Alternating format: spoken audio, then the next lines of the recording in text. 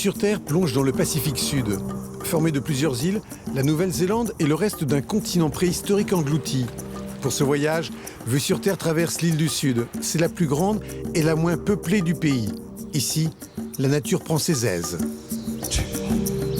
Peter Ginn est un ancien agriculteur qui a échangé ses outils agricoles contre des pinceaux.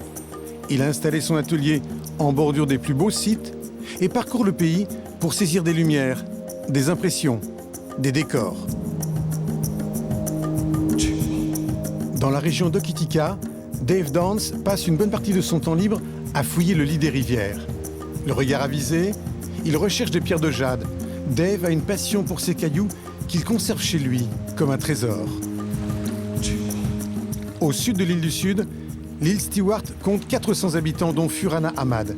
Cette jeune femme qui parle avec les oiseaux est née au Kenya, a grandi en Angleterre et a travaillé comme expert comptable avant de venir ici au milieu des 40e rugissants. J'ai voyagé dans pas mal d'endroits et j'ai vécu dans différents pays. Et je pense simplement que c'est un lieu à la beauté intemporelle. J'ai eu beaucoup de chance de trouver ce coin.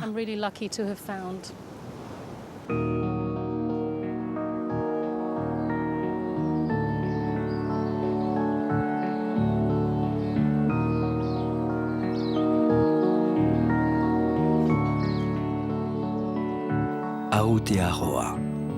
En langue maori, cela veut dire « la terre du long nuage blanc ». Et c'est ainsi que le peuple maori, venu de Polynésie, a désigné ce pays, alors encore inconnu et inhabité. C'était il y a 800 ans environ.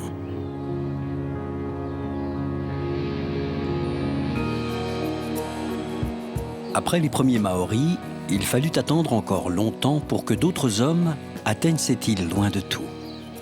Les premiers Européens sont arrivés il y a moins de 4 siècles.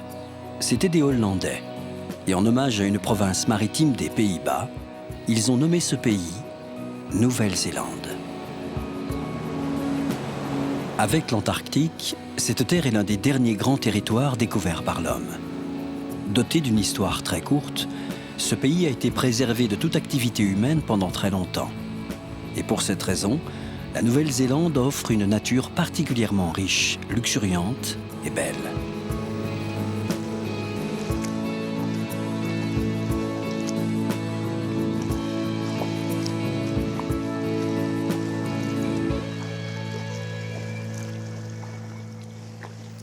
Golden Bay, la même où a débarqué Abel Tasman, le premier marin européen. Là où James Cook a navigué. Avec ses 15 000 km de côte, la Nouvelle-Zélande est le pays de tous les types de navigation. Aux premières lueurs du matin, pour Peter et sa femme Kerry, la navigation dans la Golden Bay se fait à la pagaie. Mais ce n'est pas que pour faire de l'exercice.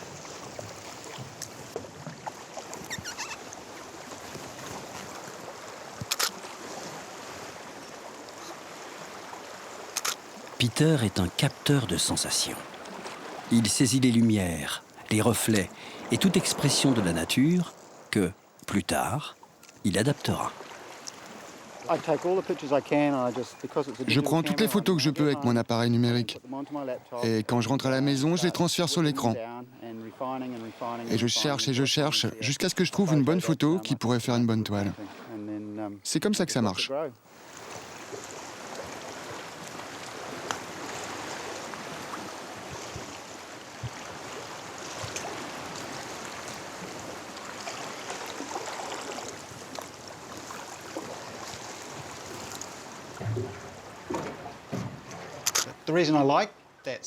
Ce qui me plaît dans ce paysage, c'est le côté minéral.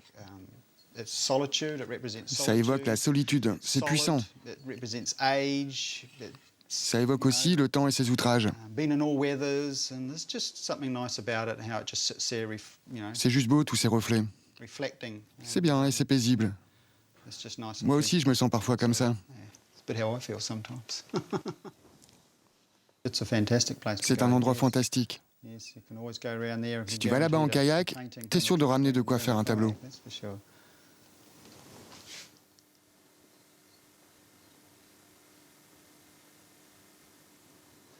Avec la peinture, j'essaie de modifier l'atmosphère de la photographie.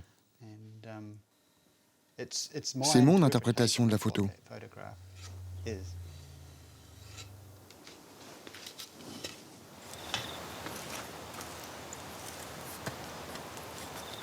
En Nouvelle-Zélande, la sensibilité écologique est très forte. Peter et Kerry en sont d'ailleurs une parfaite illustration. Dans ce jardin, tout ou presque pousse en abondance. Le sol est généreux, le climat est idéal.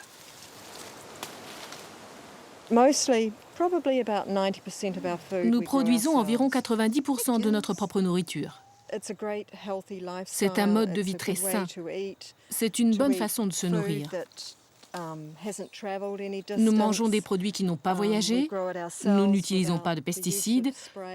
Oui, c'est une bonne sensation de manger des produits vraiment naturels dans un environnement que nous maîtrisons. Côté maîtrise, c'est parfaitement contrôlé. Bio?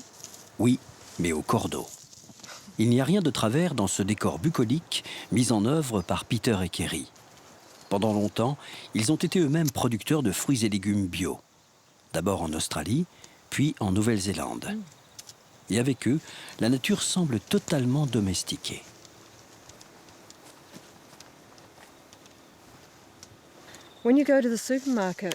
Quand tu vas au supermarché, la nourriture ne ressemble plus à de la nourriture. En tout cas, pas à celle que nos grands-parents étaient habitués à manger. On a du mal à savoir ce qu'il y a dedans. Il y a tellement d'ingrédients différents que je ne peux même pas prononcer. C'est incroyable, nous n'avons jamais eu dans le monde autant de connaissances sur la nutrition et pourtant il n'y a jamais eu autant de maladies, d'obésité, de maladies cardiovasculaires et de cancers. Alors oui, on se demande si ce n'est pas dû à ce que les gens mangent. C'est la révolution de l'alimentation raisonnée. Fais pousser la nourriture, prépare-la toi-même, assieds-toi et prends du plaisir. Fais honneur à la nourriture que tu manges et prépare-la aussi simplement que la nature te l'a offerte. Après 25 années passées à cultiver la terre, Peter a fini par ranger les outils agricoles pour n'utiliser que ses pinceaux. Il a transformé son jardin secret en activité à plein temps.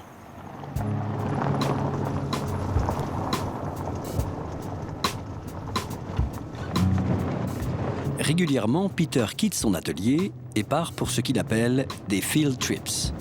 2 ou 3 jours sur les routes à la recherche des plus beaux endroits. Et là, il n'a que l'embarras du choix. Un field trip, c'est collecter des informations. C'est partir dans la nature, vivre dans la nature, sentir la nature et s'imprégner des émotions que l'on ramène ensuite dans l'atelier pour les travailler.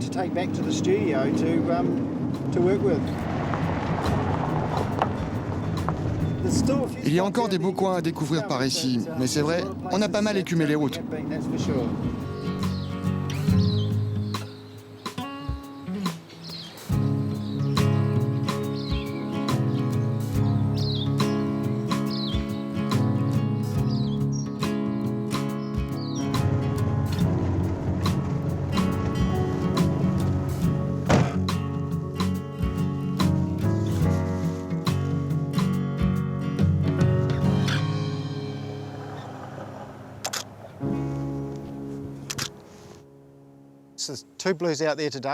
Là-bas, il y a 2 sortes de bleu. Il y a le bleu chaud dans le ciel et un bleu froid dans l'estuaire. Ouais, je pense qu'avec 2 bleus comme ça dans une même image, on est gâté. Et puis, il y a le contraste de l'orange sur les falaises. Il y a de belles couleurs aujourd'hui.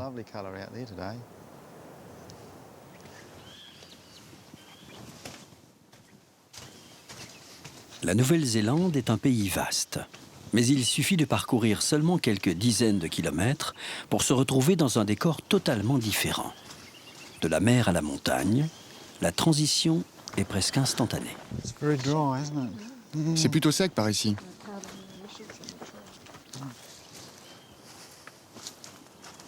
Et à chaque fois, des atmosphères surprenantes embarquent le voyageur dans la profondeur du temps.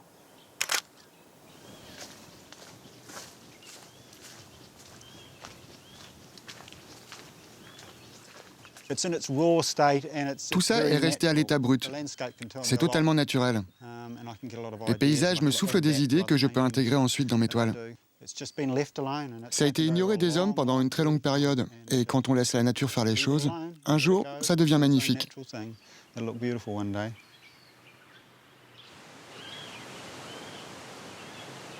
Toute la façade ouest de l'île du Sud reçoit des pluies abondantes. Entre deux ondées, le ciel se dégage et le soleil inonde ces vallées de forêts humides d'où émergent les fougères arborescentes.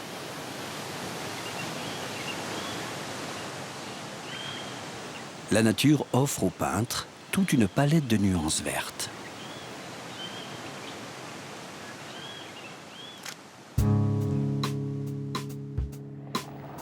Le camping-car est le second atelier de Peter.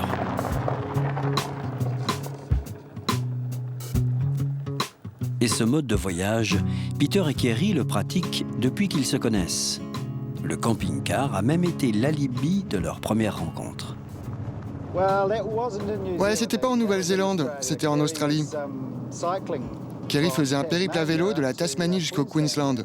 Et moi, je voyageais seul dans mon combi et on s'est rencontrés. Et puis, va savoir pourquoi, le vélo a été vendu. On a commencé à voyager dans le combi. Et depuis, on ne s'est jamais quittés. On a toujours travaillé ensemble et on adore être ensemble. On est vraiment amoureux l'un de l'autre.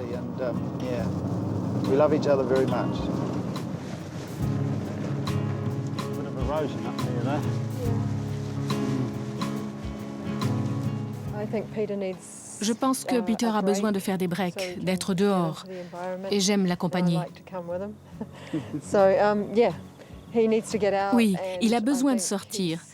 Et je pense qu'à chaque fois que l'on part en vadrouille, il fait le plein d'inspiration. Et après, il se jette sur ses pinceaux. Oui, c'est bon pour lui.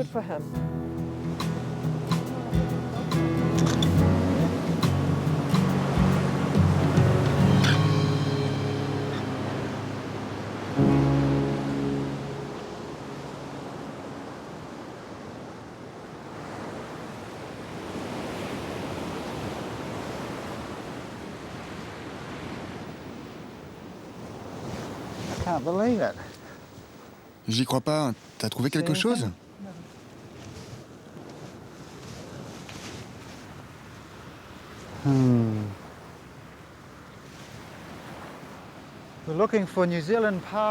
On cherche des pawas de Nouvelle-Zélande, des ormeaux.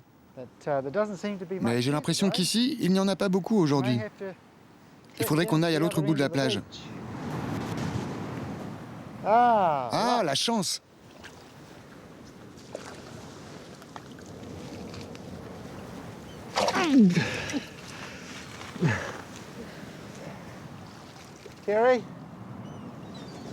L'ormeau est un étrange gastéropode de mer qui vit solidement accroché au rocher.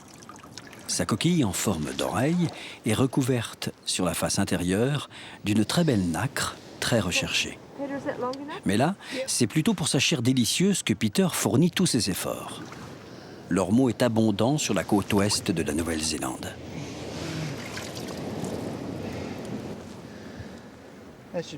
Je crois qu'on en a assez. Retourne-le que je vérifie la taille.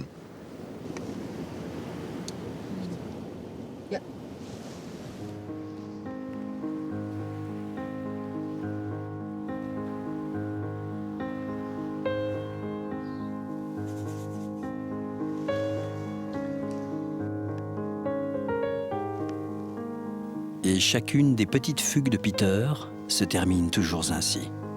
Seul devant la toile, avec des images en tête qu'il s'obstine à sublimer pendant des jours et des jours.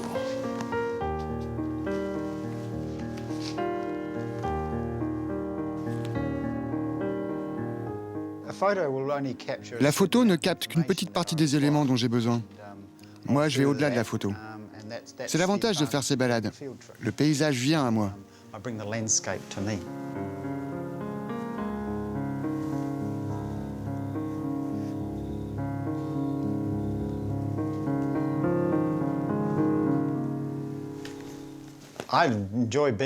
J'adore être dans l'environnement naturel. J'y suis sensible. Particulièrement les endroits vierges. Je veux dire, des endroits qui n'ont pas été modifiés par l'homme.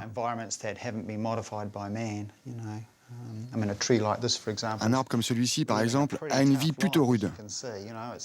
Il affronte le vent, il fait face à des conditions difficiles. Et ça force le respect. C'est pour ça que je peins des sujets comme ça.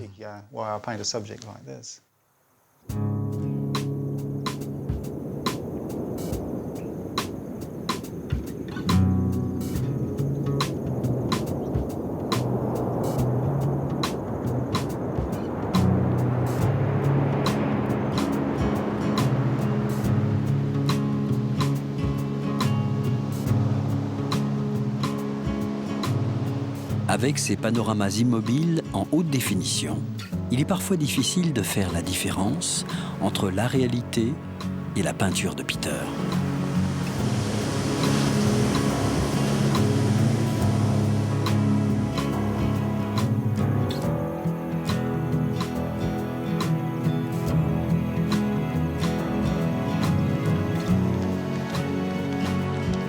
Peter a fait un choix, peindre ce qui est beau, naturellement beau. Et sans doute par passion pour ses modèles, il a une réelle tendance à sublimer cette nature qu'il aime tant.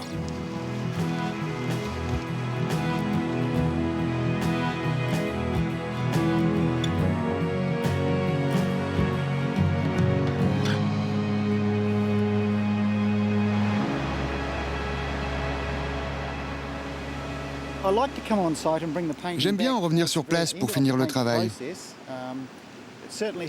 Ça permet d'insuffler de la vérité sur la toile.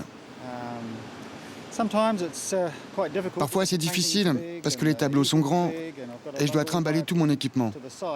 Et si c'est loin, c'est carrément une expédition. Mais parfois la touche finale, c'est ce qui se voit le plus. Aujourd'hui, Peter Ginn est un artiste reconnu dans son pays. Mais ce peintre régionaliste, comme il aime à se définir, est surtout heureux d'avoir réalisé son rêve, vivre pour la peinture et continuer de s'émerveiller devant l'impressionnante diversité de ses décors.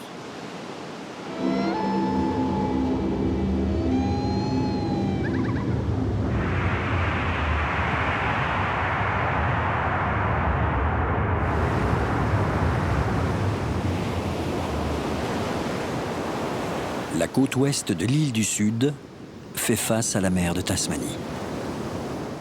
Les trains de nuages formés au milieu du Pacifique déferlent du nord-ouest et viennent s'écrouler sur les reliefs qui dévalent des montagnes.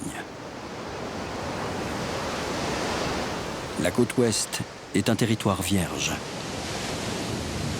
un pays de pionniers.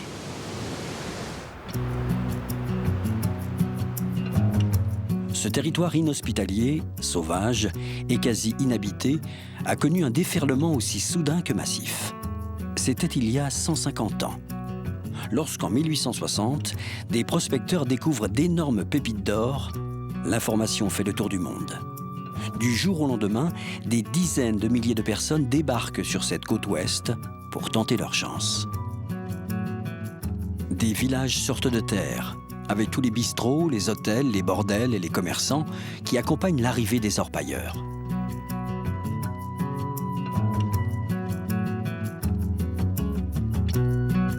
À Hokitika, un quai est même construit en toute hâte pour accueillir les nombreux bateaux qui amènent les nouveaux migrants. La ruée vers l'or en Californie s'était déjà essoufflée. La Nouvelle-Zélande apparaît alors comme un nouveau Far West.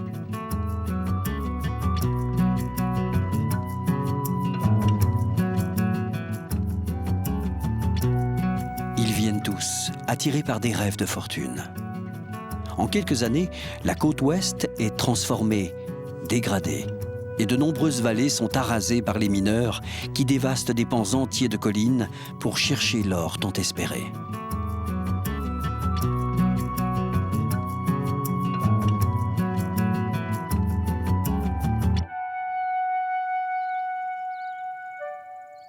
Comme à chaque fois, la fièvre finit par retomber, presque aussi brutalement qu'elle avait surgi.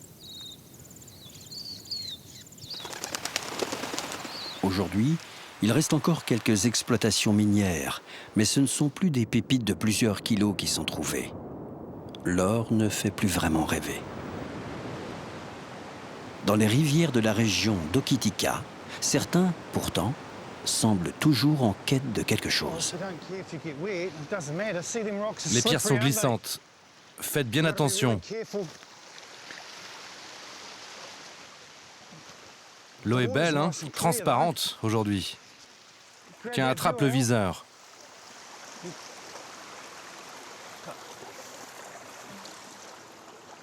Regarde comment on voit bien.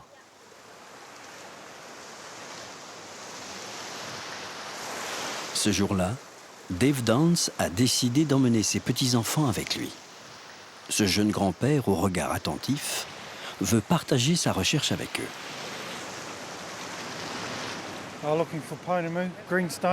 Je cherche du pounamu, du jade. Du jade qui s'est juste décroché de la montagne et qui descend dans la rivière.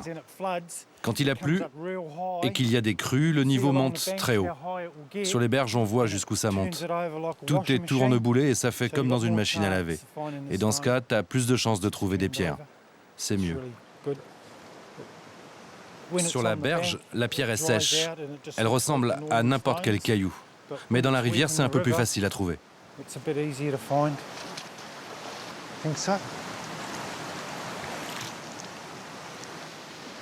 C'est un gros morceau, hein? Eh, regarde ça.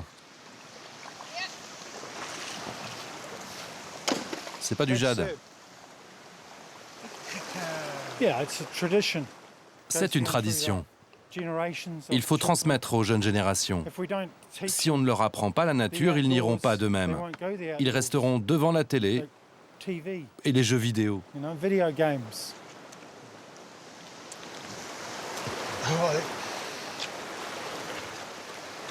La région d'Hokitika est la seule zone de Nouvelle-Zélande où l'on trouve du jade. Pour le néophyte, ces milliers de cailloux sont tous semblables et n'importe qui pourrait passer ici sans voir la pierre rare. Dave, lui, est toujours à l'affût. Regarde la pierre là-bas. Tu la vois? Qu'est-ce que t'en penses? Et c'est vrai qu'il a le coup d'œil, Dave.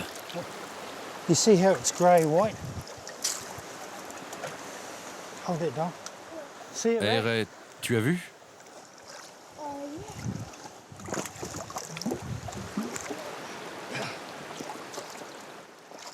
Regarde ça.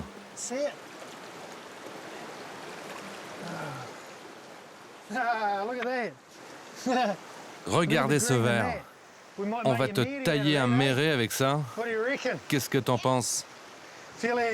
Prends-la pour sentir comme c'est lourd. C'est lourd, hein?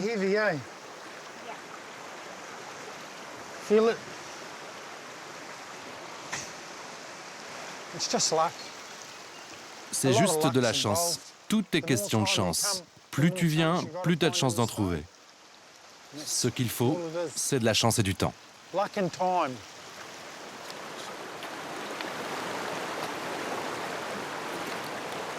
Dave aime tellement les cailloux qu'il en sème tout autour de sa maison. Mais le plus étonnant se trouve dans sa cabane. C'est là qu'il détient son trésor. 20 ans de collecte de pierres de jade. Des pierres qu'il aime tant qu'il ne veut même pas les couper pour en connaître leur pureté. Avec lui, elles gardent tout leur mystère. Simplement empilées, ces jades sont toute sa fortune et son histoire. C'est une passion. Il y en a des brunes, des vertes. Les brunes sont splendides et très rares. On voit l'enveloppe brune sur celle-ci. Ça, c'est un beau morceau. Regarde les couleurs. C'est merveilleux. Quand j'ai commencé, c'était pour me faire de l'argent. Je voulais faire beaucoup d'argent. J'en ai coupé quelques-unes, mais je les ai toujours et je n'ai pas pu les vendre. C'est une chose qui te prend aux tripes. La pierre t'attire. Ce n'est pas juste un truc de Maori. Ce n'est pas non plus un truc d'argent. C'est la pierre.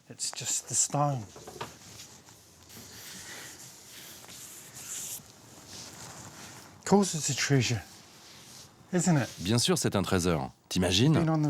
Chercher des trésors dans la rivière. En voilà une autre.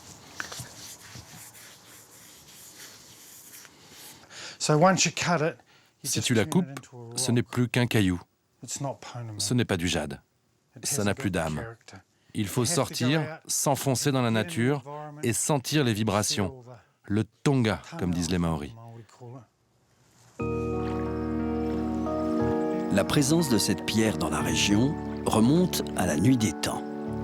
Juste en arrière-plan de la côte ouest se dressent les Southern Alps, littéralement les Alpes du Sud. Sous cette chaîne montagneuse, des gisements de jade se sont constitués à la suite de transformations géologiques. Lorsque les montagnes ont fait irruption, les gisements sont remontés des grandes profondeurs. Bien plus tard, les glaciers ont charrié les pierres vers les vallées et vers la mer. Et quand ils ont commencé à fondre, ils ont déposé ces roches dans le lit des rivières de la côte ouest.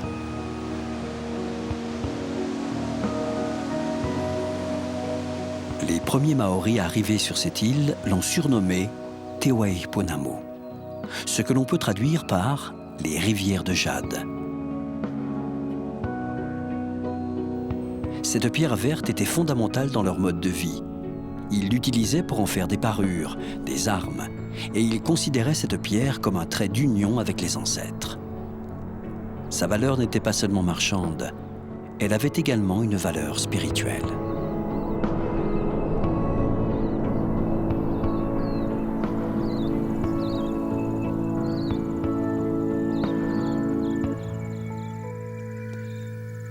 Depuis l'arrivée des Maoris, beaucoup de jade a été récolté dans les rivières et le long des plages. Aujourd'hui, nul ne sait exactement ce qu'il reste dans les rivières. Le filon s'est dispersé en de multiples endroits. Mais les Maoris ont réussi à maintenir, aujourd'hui encore, la méthode traditionnelle. La récolte du jade est toujours faite à la main.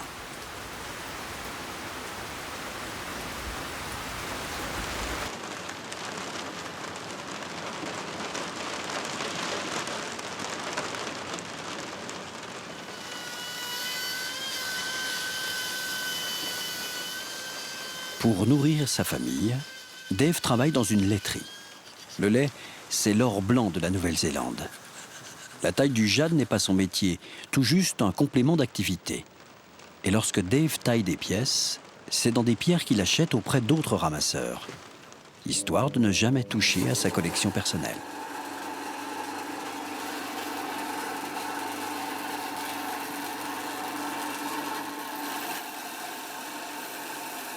Pourtant, ce jour-là, Dave a fait une exception.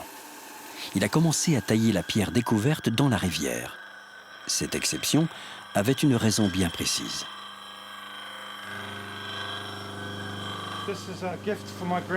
C'est un cadeau pour mon petit-fils. C'est un mere. À l'origine, les Maoris l'utilisaient pour se défendre. Et comme la pierre est très dure, tu peux lui donner une forme très fine. Et ça devient une arme bien tranchante. Celui-ci, c'est une pièce d'ornement. Dave, irlandais de souche et néo-zélandais depuis 2 générations, s'intéresse à l'histoire de ce jade si important aux yeux des Maoris. Lorsqu'il ne sillonne pas les rivières, Dave offre le reste de son temps libre à l'équipe des Kiwis, l'un des 2 clubs de rugby d'Hokitika. Le rugby est un véritable phénomène social et culturel. Et là encore, on retrouve l'empreinte de la culture maori et le fameux haka, rendu célèbre par les All Blacks.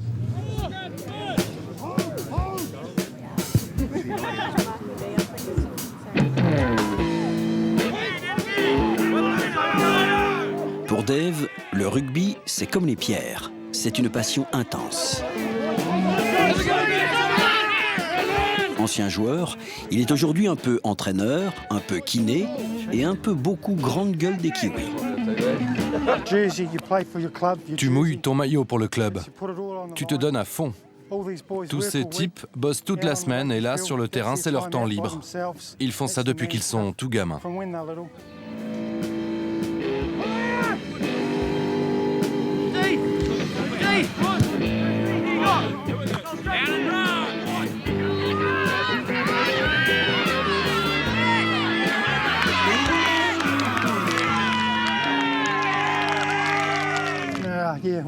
Ouais, on a gagné, 36-28. Mais on aurait dû faire 50. Il y a encore du boulot.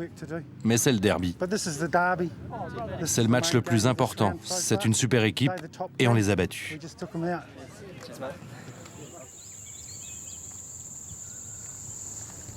Dave illustre parfaitement ce que l'on appelle ici l'esprit côte ouest. Un esprit rugueux, rustre parfois, mais aussi authentique que la région.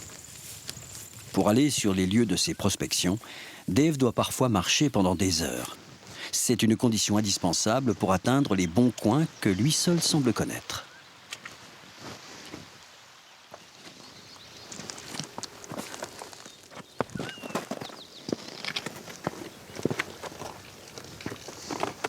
Cette quête du jade n'est pas aussi prenante que la fièvre de l'or qui avait touché des milliers d'aventuriers il y a 150 ans.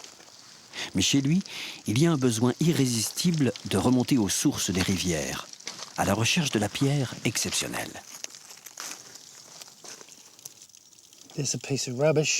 Ça vaut rien, c'est juste une caillasse.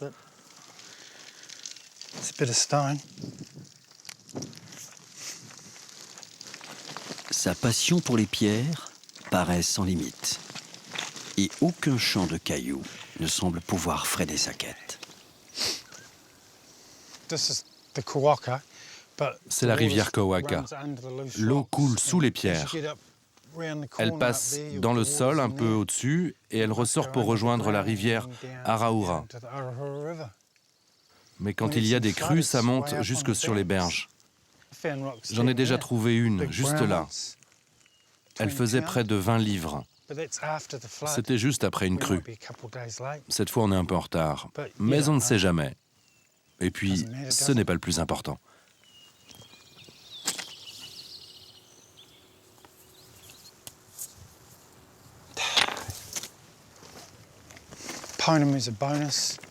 Le jade, c'est le bonus. Je dis pas que j'aime pas trouver du jade, mais c'est une superbe journée. Qu'est-ce qu'on pourrait faire de mieux?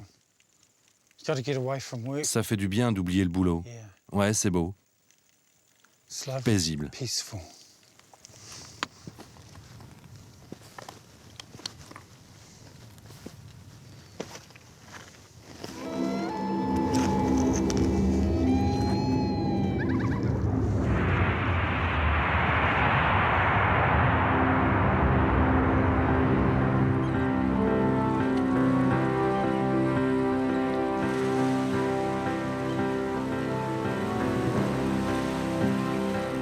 Atteindre l'île Stewart est déjà une épreuve. Que ce soit en bateau ou avec le petit avion qui fait la liaison, le passage pour rejoindre cette terre au sud de l'île du Sud est une expédition. Les courants et l'océan sont rarement calmes et les vents sont libres comme l'air.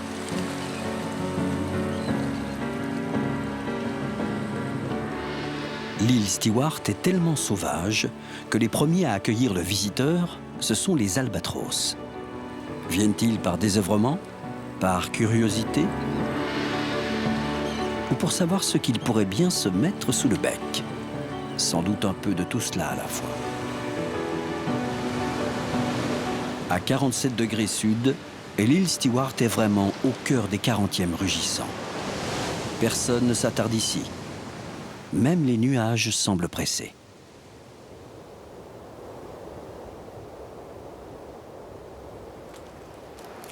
Furana Ahmad a choisi de venir vivre dans ce paradis sauvage. Arrivée ici il y a 14 ans, Furana connaît une multitude de choses sur la faune et la flore de l'île Stewart.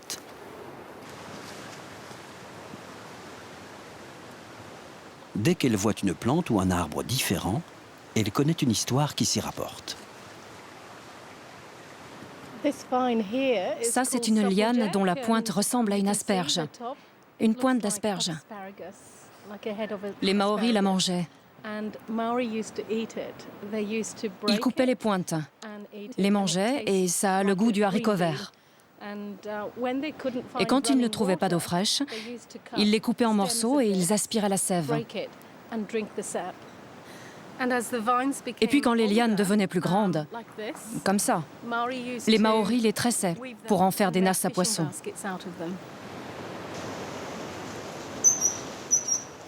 Cette femme de 47 ans a un parcours plutôt étonnant. Furana est née au Kenya, d'un père indien et d'une mère séchelloise. Elle a fait des études de commerce et de géographie en Angleterre, avant de travailler pendant une dizaine d'années comme expert comptable dans un cabinet londonien. Et puis un jour, elle a tout plaqué et a décidé de partir voyager. Je suis arrivée en Nouvelle-Zélande il y a 16 ans et demi. Et j'ai fait beaucoup de randonnées de l'île du Nord à l'île du Sud et jusqu'à l'île Stewart. J'ai passé un bon nombre d'années à marcher seule dans les forêts, juste pour observer et pour écouter. Vivre en Nouvelle-Zélande, ça développe ta curiosité et j'ai beaucoup appris par moi-même. Et puis, après plusieurs années passées à randonner avec son sac à dos, Furana a décidé de s'installer sur l'île Stewart. En fait, elle ne pouvait guère aller plus bas. En continuant ainsi vers le sud, la prochaine étape, c'était l'Antarctique. Voici en gros à quoi ressemble l'île Stewart. C'est la troisième île de Nouvelle-Zélande. C'est la côte ouest, la côte sud, et puis la péninsule et l'estuaire de Patterson. 93% de cette île est en territoire protégé. C'est à l'état sauvage, c'est inhabité. Là, les 5% de l'île, c'est le territoire des Maoris. Les Maoris sont arrivés ici au XIIIe siècle, mais ils ne sont pas restés ici en permanence. 2% de l'île Stewart, dans ce coin-là, c'est la zone habitable. Il n'y a que 28 km de route et 750 km de côte magnifiques.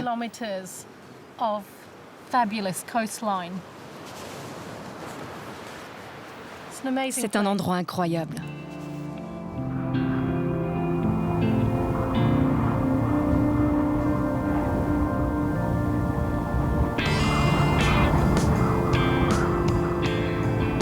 Avec ses 1750 km², l'île Stewart a la même superficie que la Guadeloupe.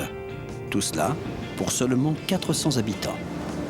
Découvrir cette île est naturellement difficile.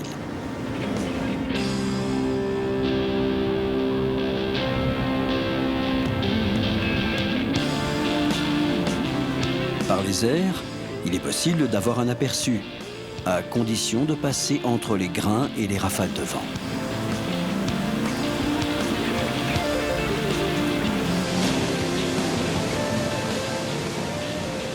Par la mer, la côte n'est pas toujours très accueillante.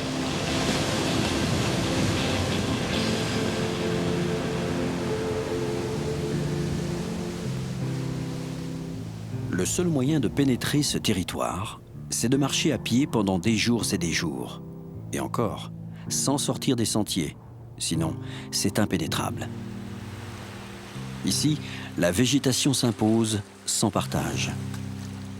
Cette végétation donne même l'impression de gagner du terrain. Ce sont des vagues de branches et de racines qui partent à l'assaut de la mer et non l'inverse.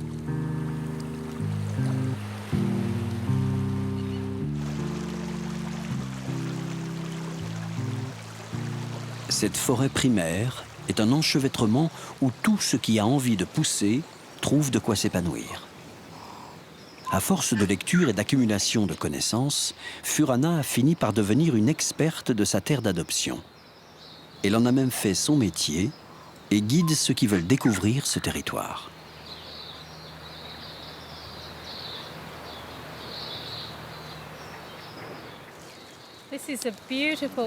C'est un très bel exemple de lichen.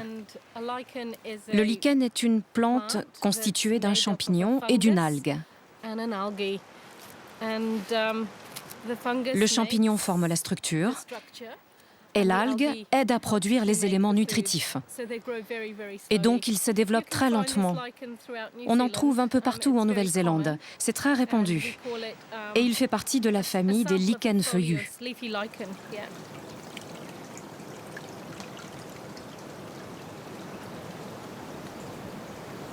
Difficile de ne pas s'égarer dans ce dédale de forêts, de plages, de sentiers. Furana connaît l'île presque dans ses moindres recoins. Et chaque jour, elle a l'impression d'en connaître un peu plus.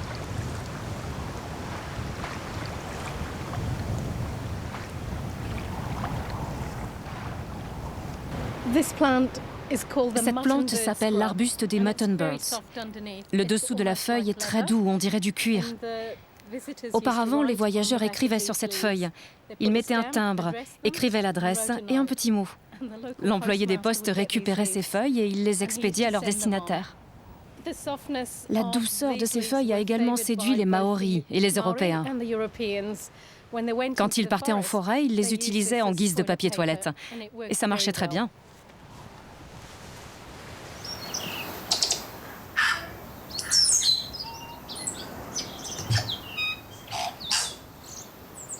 C'est un tui, un oiseau endémique de la Nouvelle-Zélande. Il a une large gamme de sons car en fait, il a 2 cordes vocales.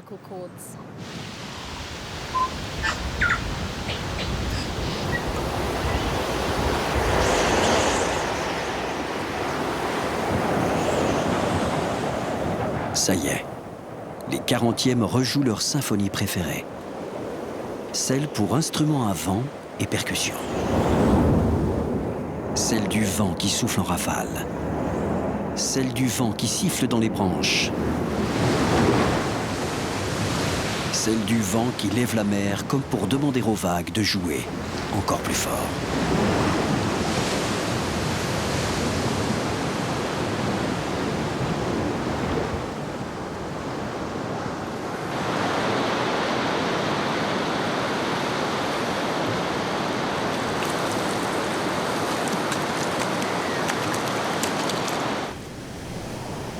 L'île Stewart est un théâtre à ciel ouvert, où les éléments répètent sans cesse le même spectacle. Les jours de relâche sont très rares.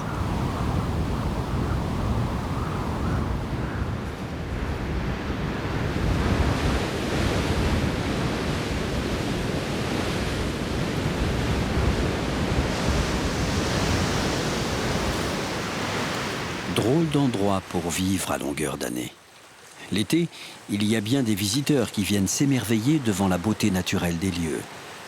Mais l'hiver, c'est une autre musique. Lorsque l'on a vécu dans les grandes villes européennes, le seul et unique village de l'île Stewart apparaît d'abord comme un lieu magique. Ensuite, il faut pouvoir y construire sa vie. Apparemment, cela n'est qu'un détail pour l'ancienne londonienne. La maison de Furana est d'une dimension telle qu'on ne peut même pas la visiter, sauf de l'extérieur. Voici mon château sauvage. C'est super agréable d'être à l'intérieur. Que ce soit un château de 10 pièces ou d'une seule pièce comme le mien, quand il vente et qu'il pleut dehors, à l'intérieur c'est mon manoir. Et c'est agréable.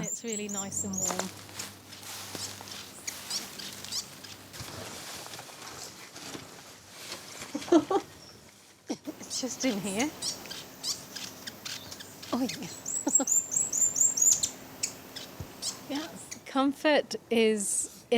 Le confort, ça se passe dans la tête. J'ai tout ce dont j'ai besoin pour l'instant. Je peux lire, je peux aller voir des amis, je profite des oiseaux et des plantes dans mon jardin. Et puis j'ai la meilleure couette que l'on trouve sur le marché. Donc je suis au chaud, je suis heureuse. J'ai cette superbe forêt qui m'entoure et je suis respectueuse de l'environnement.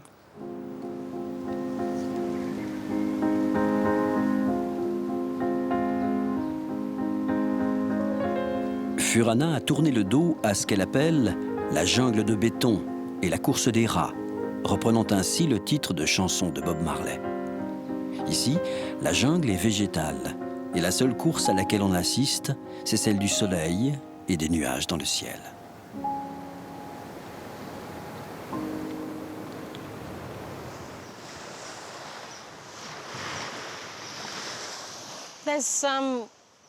Il y a des traces de kiwis sur la plage. Les kiwis viennent se nourrir sur la plage ou dans la forêt. Ce kiwi a dû venir ce matin très tôt. Donc on va voir si on peut en trouver un. Le kiwi est un oiseau qui ne vole pas, un des oiseaux les plus anciens de Nouvelle-Zélande. Et c'est aussi notre emblème national.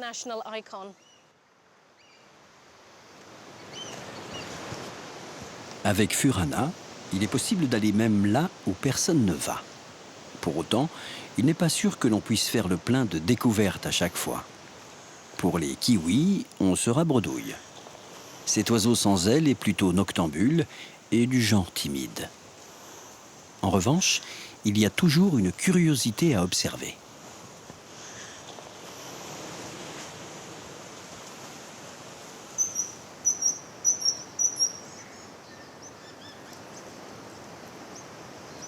On les imaginerait plutôt en Afrique, en Amazonie ou en Amérique centrale. Pourtant, il y a bien des perroquets qui vivent sur ces terres bien basses de l'hémisphère sud. C'est l'une des 3 espèces de perroquets que l'on trouve en Nouvelle-Zélande. Tous ces perroquets ne vivent qu'en Nouvelle-Zélande. Et le perroquet kaka vit en forêt. Il se nourrit essentiellement avec les noix de cet arbre-là, que l'on appelle le mira.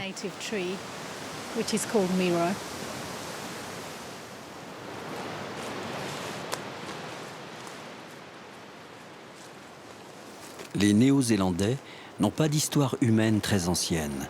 Et c'est sans doute pour cette raison que l'histoire naturelle prend une telle importance à leurs yeux.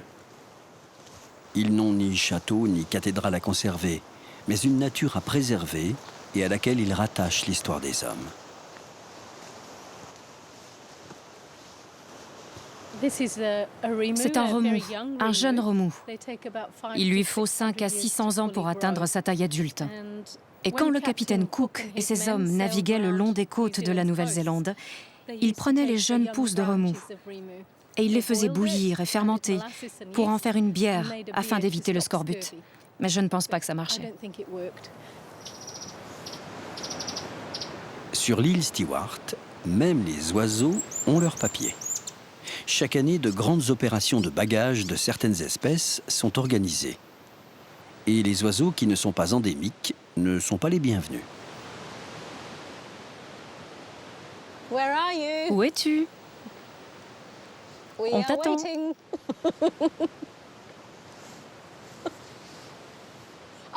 Robin.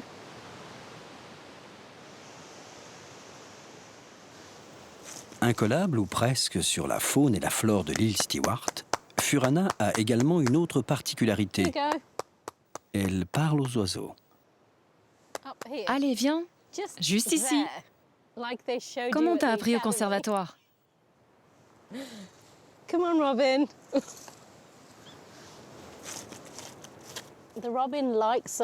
Le rouge-gorge nous apprécie parce qu'on remue la terre quand on marche. Du coup, les insectes deviennent des proies faciles. On les appelle les pique-assiettes. Le rouge-gorge d'ici n'a pas de lien avec le rouge-gorge d'Europe. Mais il se comporte pareil et son chant est semblable.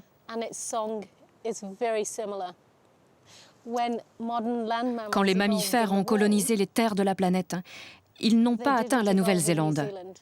C'était il y a 35 millions d'années. Lorsque les Polynésiens sont arrivés, il y a environ 1 millier d'années, et plus tard les Européens, il y a 200 ans, ils ont introduit avec eux des prédateurs. Pendant des millions d'années, ce pays a été épargné des prédateurs. Et donc la plupart de nos oiseaux ne sont pas très farouches.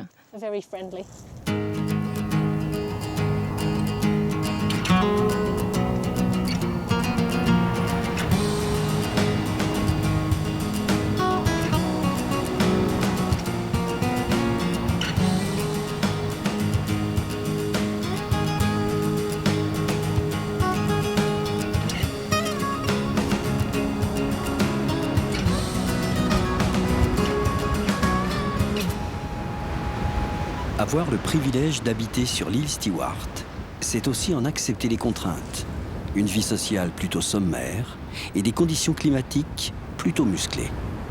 Sans hésitation, c'est le choix de Furana. Je pense que le pays auquel tu appartiens, ce n'est pas forcément celui où tu es né, ou bien celui où tu as grandi.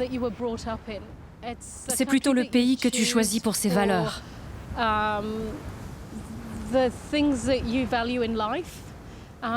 J'aime la vie sauvage, j'aime la nature et pour moi, la Nouvelle-Zélande, c'est mon pays.